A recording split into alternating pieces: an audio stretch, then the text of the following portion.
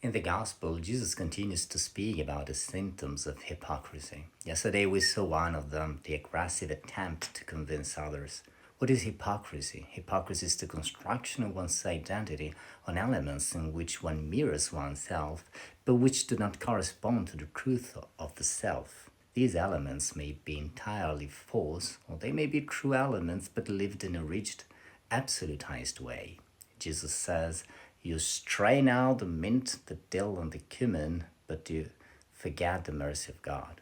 Hypocrisy can be a wound that requires tender care, or it can be a choice, and this really calls for conversion. As I said, one of the symptoms of this rigid identity is precisely the tendency to cling to secondary things while forgetting the center. You forget mercy while being satisfied and rigid about having carried out some task with absolute precision. Of course, it's good to do one's work carefully, but not at the cost of forgetting mercy in our thoughts, in our way of being, of living. These small details to which we attach ourselves can take many forms. We forget the deep listening to God while telling ourselves that the essential thing is to have a certain kind of position in society. These are absolutized elements in which you flatten your identity. But God wants to free you from this flattening, which may be called success, good reputation, money.